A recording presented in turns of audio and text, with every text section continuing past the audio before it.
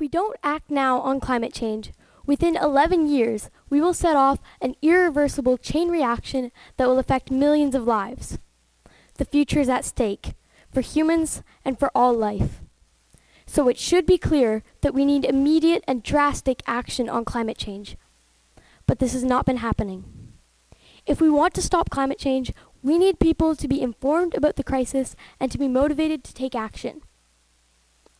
We've been hearing about the science and the facts for ages, but statistics don't connect with people on an emotional level. And people won't feel inclined to take action on something they don't see the importance in, so it is time that we started looking at the climate crisis through a different lens. It is time that we started using climate art to increase people's engagement in the climate crisis. When I first watched Greta Thunberg's TED Talk last fall, I was inspired by her clear call to action.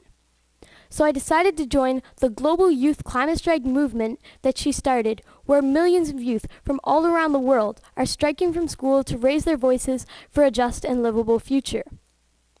So I helped organize several strikes in our community of Sackville, New Brunswick. Through my involvement, I have observed that there's a pattern to people's relationships with the climate crisis. As I witnessed more, these observations became what I now call the cycle of engagement in the climate crisis. And I have noticed a clear link between this cycle and climate art. There are 3 elements to the cycle: action, information, and inspiration. Action, ultimately the most important one, can be anything from making changes to your personal lifestyle, such as eating less meat, to joining a climate strike or writing to a politician. Information is when you're learning something new about climate change, its impacts, or what you can do about it. Inspiration can occur when something motivates you to take action on or learn more about climate change. And each one of these elements leads to one another. For example, while participating in climate strikes, I've watched youth who know barely anything about climate change come out to a strike, taking action, which then inspires them to learn more about climate change, which then motivates them to take action again. Once you are pulled into this cycle, you will remain engaged, shifting between the 3 elements in any direction. Now, where does climate art fit in? Climate art actually enhances each element of the cycle with its ability to engage people in a new and more interesting way. Climate art also enables you to see the crisis from angles you may have never considered, which can lead to new solutions. But what is climate art exactly, and how can it do that?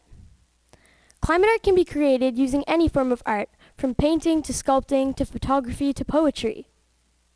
It is a relatively new concept, similar to the more well-known concept of eco-art. However, an example of eco-art would be creating a sculpture out of garbage, or making other art that raises awareness about other environmental issues which, though very important, are not quite as urgent as climate change.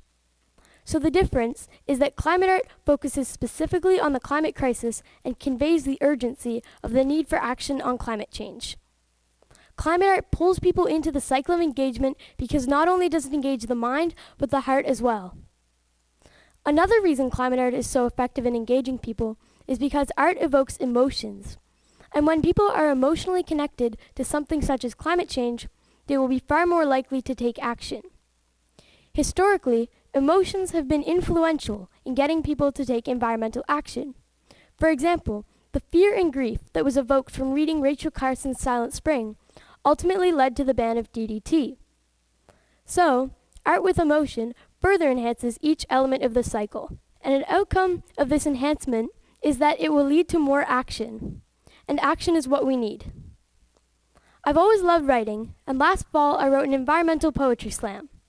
Everything I knew and was feeling about the climate crisis just came to a head, and the words began to flow. I performed this poem at several events before I performed it at Sackville's first climate strike. I observed that my poem connected with and inspired people, and I think that's a first-hand example of how climate art can connect with people on an emotional level. So this youth climate strike movement that I've been mentioning throughout my talk is, I believe, waking up the world to the urgency for the need for action on climate change. I think if we were to couple more use of climate art with the school strikes, we would be able to really increase everyone's engagement in the climate crisis. So if you have a message to share about climate change, then create climate art. And if you get the chance to witness or observe climate art, then allow it to pull you into the cycle, whether you become informed or inspired. Now, picture yourself at a climate strike. The stage is yours, and you look out over the mass of people. A megaphone has been handed to you, and you have just a couple minutes to present. You have this one chance to pull people into the cycle of engagement in the climate crisis. What will make your presentation interesting? Maybe yours is climate art. Mine is. It's a poem, and it's called Today to Tomorrow.